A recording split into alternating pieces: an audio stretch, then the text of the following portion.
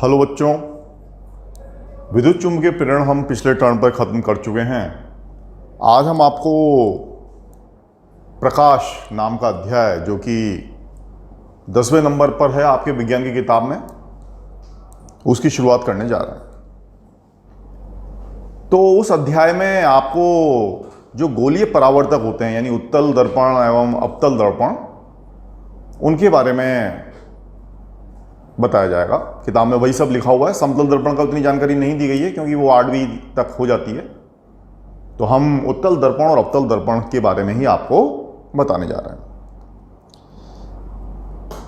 CBSE की तरफ से यही आदेश दिए गए हैं कि टर्म 1 में आपके वैसे भी सिर्फ प्रकाश नाम का चैप्टर और मानवीय नेत्र, बस ये 2 आ रहे हैं। इसमें आपका जो विद्युत धारा है या चुंबकीय क्षेत्र है वो आ भी नहीं रहा है। तो हम टर्म 1 में जो प्रकाश वाला अध्याय आने जा रहा है विज्ञान के अंदर, उसके बारे में हम आपको बताने जा रहे हैं। तो आगे बढ़ने से पहले मैं आपको समझाना क्या चाह रहा हूं, उसका मेरे पास एक छोटा सा वीडियो है, वो आप जरा देख लें। एक दर्पण लगा हुआ है ना, गोलीय परावर्तक है। तो उसके सामने एक धागे से गेंद आपने लटका के छोड़ दिए। तो उसको जरा गौर करिए आप, क्या हो रहा है उसके साथ। ठीक है जी। तो एक धागे से गेंद लटका के छोड़ दी है। जैसे ही छोड़ देगा, देखो यहां पे तो इवन उल्टी हो जाती है। इसमें जो धागा है वो आपको नजर नहीं आ रहा होगा, पर वो धागा भी इवन उल्टा हो जाता है इसमें। तो ये सब क्यों हो रहा है, यही सब हम आज के आपको लेक्चर में पूरा समझाएंगे। तो जरा देखिए, गेंद का आकार आपको दिख रहा है, पर एक पर्टिकुलर जगह पर गेंद का आकार भी बढ़ जाएगा जब वो मिरर के पास। देखिए वो गेंद का आकार बढ़ गया। ये इधर से छोड़ेंगे तो धागा भी उल्टा हो जाएगा। ये देखिए, इसमें ये धागा तक भी उल्टा हो जाता है।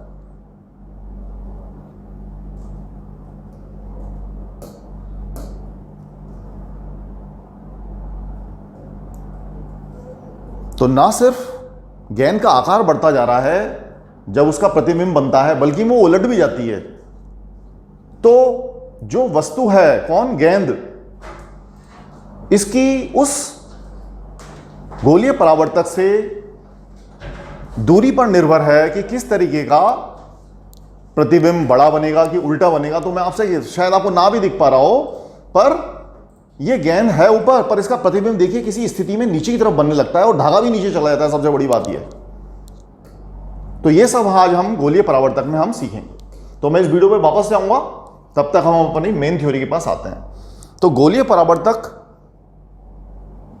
कब किसी भी बिंब या वस्तु का आवर्धित मतलब मैग्नीफाइड, यानी कि बड़ा, यानी जितना आकार है उससे भी बड़ा आवर्धित बनाते हैं, कब आभासी बनाते हैं, कब वास्तविक बनाते हैं, ये सब हम इस चैप्टर में सीखेंगे।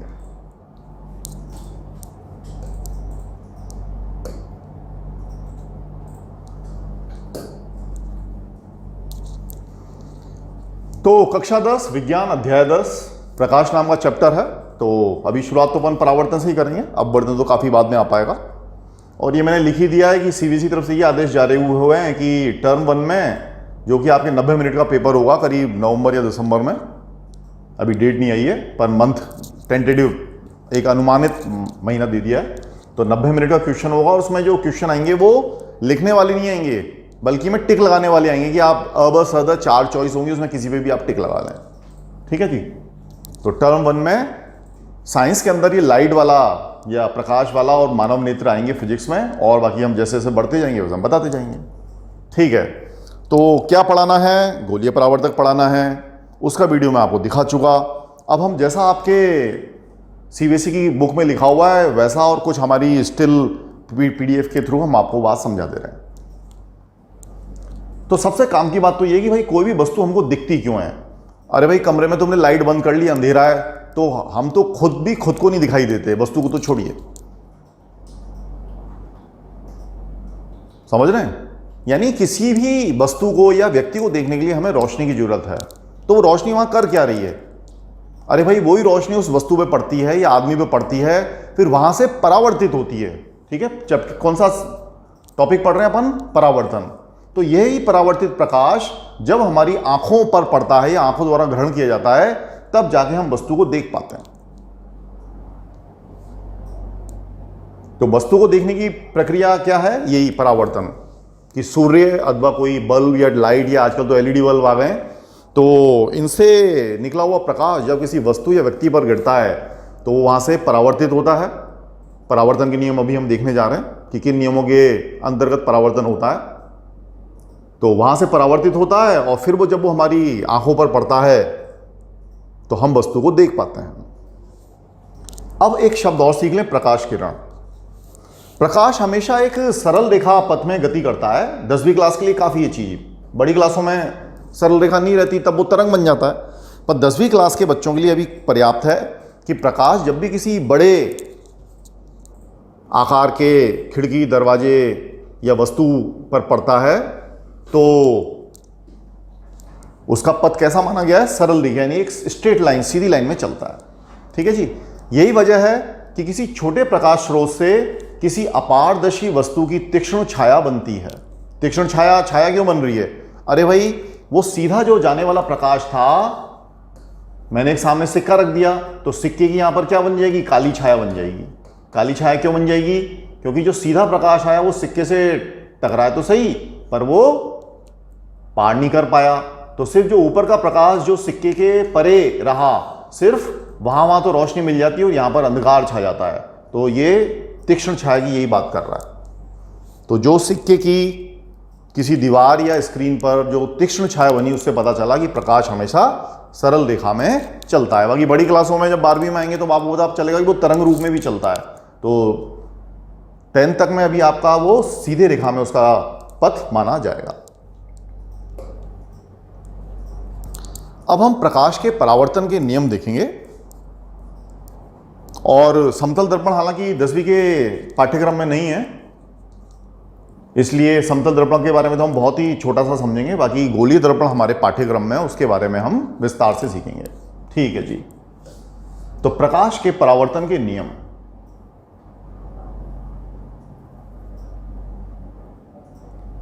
तो इस तरह की ये जो लाइन दिखाई जाती हैं छोटी छोटी, ये क्या बताती हैं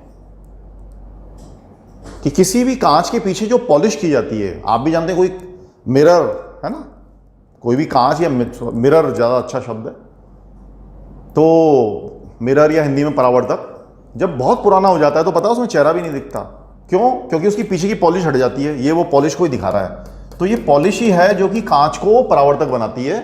और जब तक ये आपका पॉलिश सही रहती है, ये इसको पॉलिश कह रहे हैं है ना, ये पॉलिश को दिखाता है। तो ये पॉलिश ही यहां पे परावर्तक का कार्य करती है।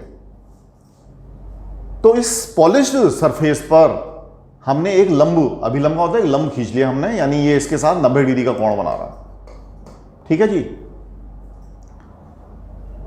तो जब कोई इस पर किरण आपतित होगी, यानी कोई सरल रेखीय प्रकाशीय किरण इस पर आकर गिरेगी, तो इसके साथ जो ये कोण बनाएगी आई,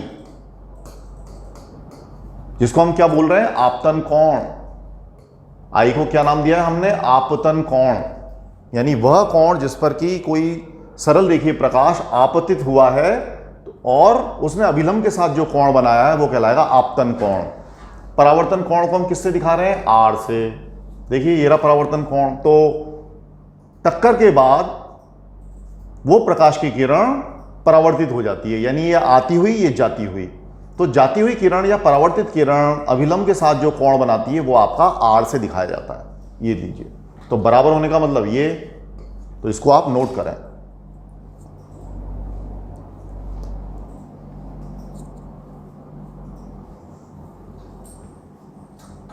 तो किसी भी पॉलिश वाली सरफेस पर एक लंब डाला जाता है, उस लंब पर प्रकाश की सरल रेखीय किरण आके गिरती है और अभिलंब के साथ जो कोण बनाती है वो जाते वक्त अभिलंब के साथ यानी परावर्तन के बाद बनाती है। यानी आपतन कोण और परावर्तन कोण दोनों बराबर होते हैं। अब दूसरा बिंदु क्या दे रखा है? आपतित किरण यानी गिरने वाली किरण, अभिलंब और परावर्तित किरण सभी एक ही तल में होते हैं। यानी इन तीनों को आपको इसी बोर्ड के तल में दिखाना है। देखिए ये पेन से मैंने खींच दिया, मतलब ये एक ही तल हो गया। ऐसा नहीं है कि ये दो तो इस तल में है और ये रेखा उधर जाने की बजाय मेरी तरफ आ जाती है, क्योंकि मेरी तरफ आ जाएगी तो बोर्ड के बाहर हो जाएगी। ठीक है, तो तीनों एक ही तल में होंगे, इसको जरा ध्यान रखिएगा। कौन कौन? आपतित किरण, अभिलंब एवं परावर्तित किरण, तीनों की तीनों हमेशा एक ही तल में होते हैं। ठीक है। अब उसके बाद क्या दे रखा है कि समतल दर्पण द्वारा बना प्रतिबिंब सदैव आभासी तथा सीधा होता है। गौर से सुनिएगा इनमें हर एक बात कि जो प्रतिबिंब बनेगा वो आभासी भी होगा और सीधा भी होगा। साथ ही जो प्रतिबिंब का साइज होगा यानी आकार होगा वो वस्तु के साइज के बराबर होता है। ऐसा नहीं है कि चूहे को समतल दर्पण के सामने रख दिया और उसका प्रतिबिंब हाथी बन गया, ऐसा नहीं होगा। दोनों बराबर, चूहे का प्रतिबिंब चूहा ही आएगा। फिर प्रतिबिंब दर्पण के पीछे उतनी दूरी पर बनता है जितनी दूरी पर दर्पण के सामने बिंब या वस्तु रखते हैं। तो वस्तु की दूरी वही होगी जो प्रतिबिंब की दूरी होगी। इसके अतिरिक्त जो प्रतिबिंब होगा वो पार्श्व परिवर्तित होगा। अब ये सारी लाइनें मैं आपको देखो एक रियल लाइफ के एग्जांपल से समझाने की कोशिश करता हूं, तब तक आप इस नीचे ये सारे बिंदु लिख लें। तो है तो ये समतल दर्पण के लिए, पर इसमें से कुछ हिस्सा तो ऊपर वाला तो गोलीय परावर्तक में भी इस्तेमाल होगा।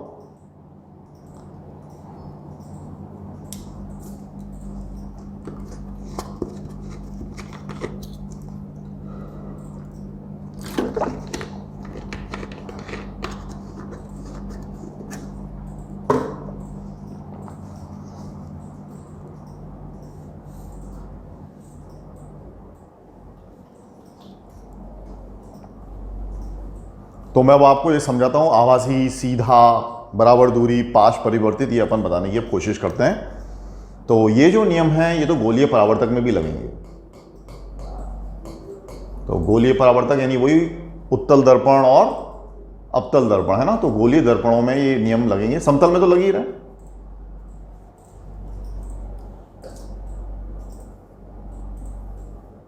तो जो वस्तु है उसको बिंब कह रहे हैं और जो मिरर में दिखाई दे रहा है उसको हम प्रतिबिंब कह रहे हैं। जैसे हम रोज सुबह उठ के मिरर में देखते हैं अपने भाई ब्रश व्रुश करते हुए अपना चेहरा देख रहे हैं, तो हम तो हो गए वस्तु या बिंब, और जो हमें दिखाई दे रहा है परावर्तक में वो हो गया हमारा प्रतिबिंब। तो ये एक हमने परावर्तक बना लिया, समतल परावर्तक है ना, जो घर में आपके टॉयलेट में भी होता है। ये एक सादा मिरर परावर्तक। तो ये एक मिरर बनाया हुआ है हमने, परावर्तक बनाया हुआ है, उसके सामने कोई ये वस्तु ए बी नाम की वस्तु को हमने खड़ा कर रखा है। तो ए और बी उस वस्तु के अंतिम बिंदु हैं। तो ये जो ए जिसे माना है वो, तो नियम क्या कह रहा है, जितनी दूर वो इस मिरर से होगा या परावर्तक से होगा उतनी ही पीछे उसकी छाया बनेगी। तो ए की छाया क्या बन गई, ए डैश। ये दूरी बराबर है ना। ऐसे ही जो बी नाम का जो आपने अंतिम बिंदु लिया, इस पेन के दो बिंदु हो जाएंगे, एक ए और एक बी।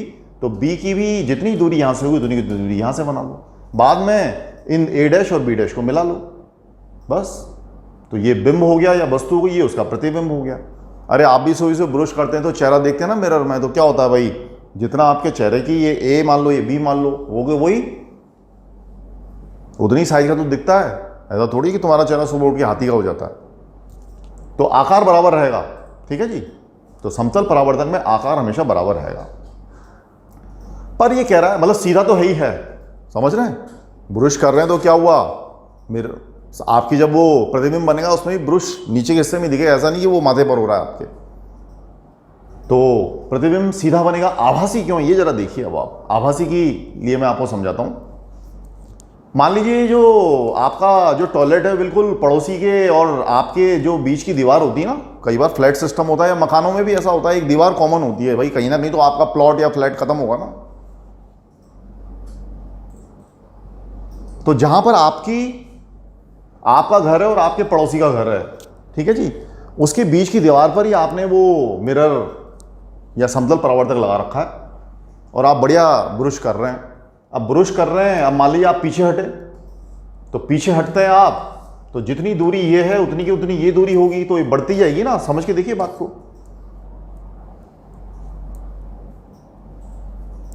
तो मिरर से जितना दूर वस्तु होगा उतना ही पीछे उसकी प्रतिबिंब होगा। तो मान लीजिए जो ये मिरर है वो आपके और पड़ोसी के बीच की दीवार पे लग रहा है अब आप पीछे हटते आ रहे हैं तो क्या आप उसके घर में पहुंच जाएंगे क्या? सोच के देखिए जरा। पता पड़ा वो तो बेचारा चाय पकौड़ी खा रहा है और तुम बुरुश करते हुए पहुंच गए। समझ रहे हैं? तो ये आभासी रूप से आपका वहां पर प्रतिबिंब बन रहा है, वास्तविकता में नहीं है। तो आप इसमें भले ही इसके पास आए चाहे इसके पीछे जाएं, पर जो मिरर लगा हुआ है आपके और आपके पड़ोसी के बीच की दीवार पर, उसमें ये मैं कह रहा हूं कि भाई जितनी दूर आप हैं उतना ही पीछे आपका प्रतिबिंब बनेगा, पर वो आभासी होगा, वास्तविक नहीं है। आभासी क्यों है? कि यदि आपका पड़ोसी वहां पर एक स्क्रीन या काले रंग का वो बोर्ड आता है, इस तरह की कोई चीज लटका ले, तो वहां पे उसको आपकी छाया या प्रतिबिंब नहीं मिल सकता।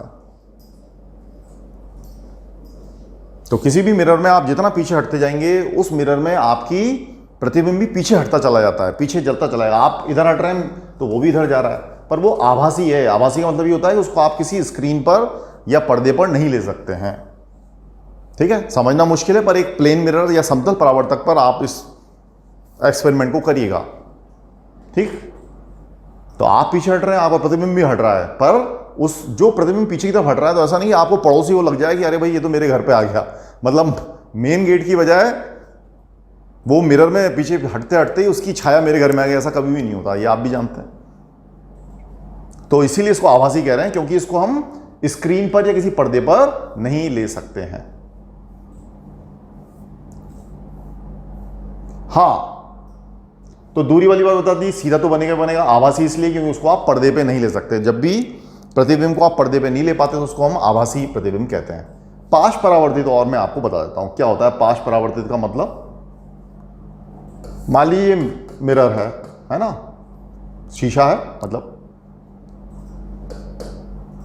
उसके सामने ये एल नाम का आपने शब्द लिख दिया, ये लीजिए एल।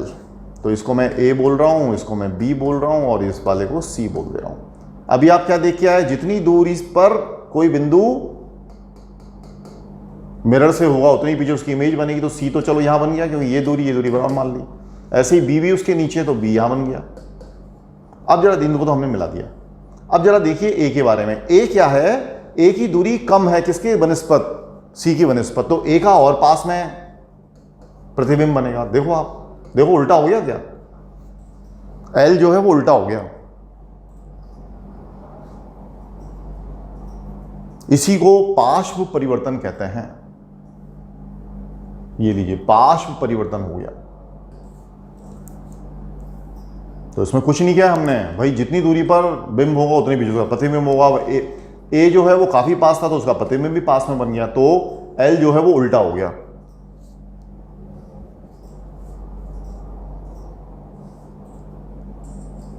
ये है। आइए, चैप्टर का मुख्य उद्देश्य तो क्या है? हम गोलीय परावर्तक पढ़ेंगे। तो गोलीय परावर्तक में भी ये नियम लगेंगे। तो गोलीय परावर्तक में आप जरा, ये बात आपको पता भी होगी, नहीं है तो आप जरा सुन लें कि जो त्रिज्या होती है ना, वो गोलीय परावर्तक के लिए अभिलंब का कार्य करती है। आप भी जानते हैं स्पर्श रेखा और जो त्रिज्या होती है एक दूसरे के लंब में होती है। तो आज मैं यदि त्रिज्या पीसी ले लूं तो वो इस पर वाकई में अभिलंब का कार्य कर रही है। ठीक है, यानी कि मैं इस त्रिज्या के सापेक्ष यदि कोई प्रकाश की किरण भेजूं तो जितना ये कोण होगा उतना उसी कोण से वो निकल जाएगी। यही वाली बात है जो हम गोलीय परावर्तक में लगाएंगे। ठीक है, अगली चीज, ये गोलीय परावर्तक है, उसमें किसी त्रिज्या के अनुदिश, त्रिज्या की तरफ ही हमने प्रकाश भेज दिया। ये प्रकाश को भेजने का कह रहे हैं। तो जब त्रिज्या के अनुदिश ही है ना, त्रिज्या के अनुदिश ही हमने प्रकाश को भेजा, त्रिज्या के अनुदिश प्रकाश को भेजा,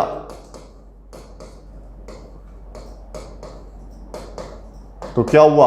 आपतन कोण शून्य हो जाएगा। सॉरी, आई आपतन कोण क्या हो जाएगा? शून्य। आपतन कोण को हम आई से दिखा रहे हैं। तो ये आने वाली किरण, अब दोनों कोण बराबर होते हैं तो हमने सीख के आया, तो जाने का कोण भी शून्य ही होगा। तो बस ये जाने वाली रेखा भी उसी अभिलंब, सॉरी उसी त्रिज्या के अनुदिश हो जाएगी। इसको ठीक से उतारिए आप लोग। तो आपतन कोण और वो दूसरा कोण बराबर होते हैं, आपतन कोण और दूसरा कोण बराबर होते हैं वो वाला कंसेप्ट गोलीय परावर्तक में भी लगेगा।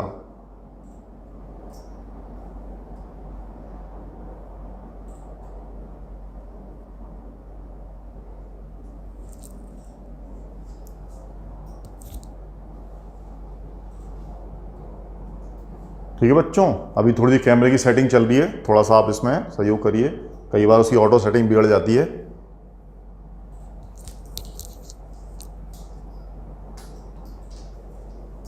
कितने मिनट में? 20।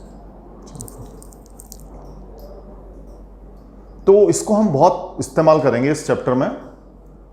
तो किसी भी गोलीय परावर्तक में त्रिज्या ही उसके अभिलंब का कार्य करती है, और यदि त्रिज्या के अनुदिशी किसी प्रकाश को भेज देंगे तो प्रकाश त्रिज्या के अनुदिशी लौट आएगा।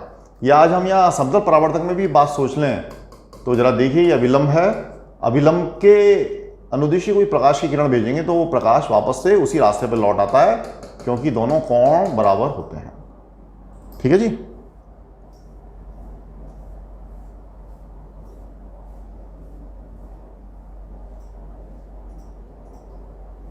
तो यहां पर ठीक से समझिए, समतल दर्पण द्वारा बना प्रतिबिंब सदैव आभासी एवं सीधा होता है।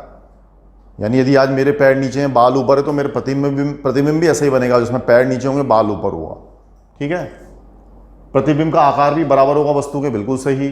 और प्रतिबिंब दर्पण के पीछे उतनी दूरी पर बनेगा जितनी दूरी पर वस्तु या बिंब रखा होता है। इसके अलावा ये पार्श्व परिवर्तित हो जाता है, लेटरल इन्वर्जन कहते हैं इंग्लिश में। तो बाकी ये पार्श्व परिवर्तन, जैसे मैंने एल के लिए बताया ना आपको कि ये जो एल है वो उल्टा हो जाता है, इसमें ये बताया था आपको, ये जो एल है वो यहां पर इस तरह से उल्टा हो जाएगा।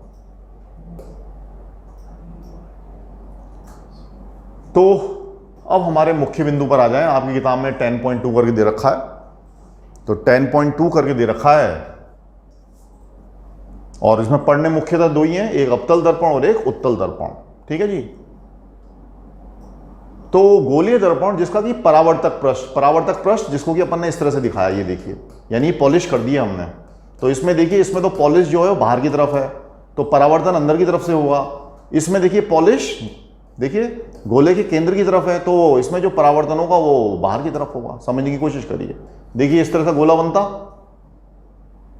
और जो पॉलिश किया रखी है वो बाहर कर रखी है, तो इधर से तो प्रकाश भेजेंगे नहीं। अरे भाई तुम भी जानते हो, तुम्हारे घर में जो मिरर होता है उसके पीछे जाके थोड़ी खड़े होते हैं। अरे भाई जिधर से चमकता है उधर से तो खड़े होते हैं। तो अवतल दर्पण में गोले के बाहर की तरफ पॉलिश करते हैं, जबकि उत्तल दर्पण में गोले के, क्योंकि गोले का केंद्र ये माना है हमने, इसलिए मैं अंदर और बाहर बोल रहा हूं। तो इसमें देखिए पॉलिश जो है वो बाहर की तरफ है, इसमें गोले के अंदर की तरफ पॉलिश कर रखी है अपन ने। ठीक।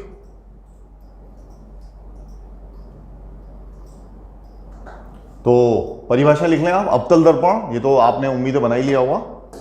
तो अवतल दर्पण इस तरीके का होगा, तो वह गोलीय दर्पण जिसका परावर्तक पृष्ठ अंदर की ओर अर्थात गोले के केंद्र की ओर वक्रित है, वह अवतल दर्पण कहलाता है। बिल्कुल सही है, जो बोला है उसको लिख लीजिए, यहां से उतार लीजिए। तो परावर्तक किधर होगा? गोले के केंद्र की ओर, क्योंकि गोले का केंद्र किधर होगा? गोले का केंद्र इधर होगा। तो परावर्तन कहां से होगा? इधर से होगा कहीं से। उसको हम अवतल दर्पण कहेंगे। जबकि वह गोलीय दर्पण जिसका परावर्तक पृष्ठ बाहर की ओर वक्रित है, देखिए गोला पूरा कर लिए, केंद्र हो गया। अब इसका परावर्तक पृष्ठ किधर होगा? बाहर की तरफ होगा। तो रोशनी हमेशा पॉलिश के अपोजिट साइड से आती और जाती है। उत्तल दर्पण के ये उदाहरण है, अवतल दर्पण के ये उदाहरण है। ये भी मैं आपको बता देता हूं। उदाहरण से मतलब इनके यूज, इनके उपयोग क्या है, उसकी बात चल रही है। तो पहले उत्तल दर्पण ही बता दे रहा हूं। उत्तल दर्पण कहां पर लगा होता है? जैसे आपकी जो कार वगैरह में साइड मिरर होता है ना, या स्कूटी में साइड मिरर होता है, तो साइड मिरर जो होता है वो उत्तल दर्पण प्रकृति का होता है। या कई बार आप हॉस्पिटल या किसी मोड़ के आसपास कभी देखिएगा, बड़ा सा मिरर लगा देते हैं जिससे कि दो गाड़ियां आपस में नहीं टकरा जाएं। तो किसी हॉस्पिटल के बाहर या किसी कॉलोनी के बाहर इस तरह का एक बड़ा सा शीशा लगा देते हैं, जो वो काफ़ी दूर दूर तक की गाड़ियों के बारे में बताता रहता है, जिससे आप देख लें अपनी स्कूटी से निकलते वक्त और टकराने से बच जाएं। तो ये है आपके उत्तल दर्पण। ठीक है जी। अवतल दर्पण कहाँ कहाँ लग रहे हैं?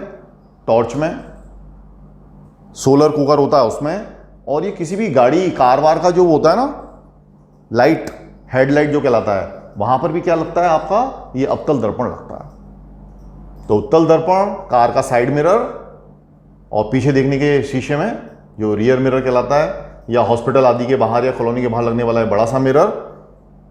अवतल दर्पण का उपयोग क्या है, टॉर्च या आपका ये सोलर कुकर होता है, उसमें कैसे होता है ये भी अपन देखेंगे, और कार वार की जो हेडलाइट होती है वो सब। तो आज बस यहीं तक ही पढ़ाएंगे। तो ये टर्म 1 में जो प्रकाश का परावर्तन है उसका ये पहला वीडियो था। इसका दूसरा वीडियो हम अगले दिन आपको जल्दी देंगे। तो यहाँ तक अभी आप पढ़िए और इसका प्रैक्टिस करिए। कॉन्सेप्ट लाइफ से जुड़े रहने के लिए धन्यवाद।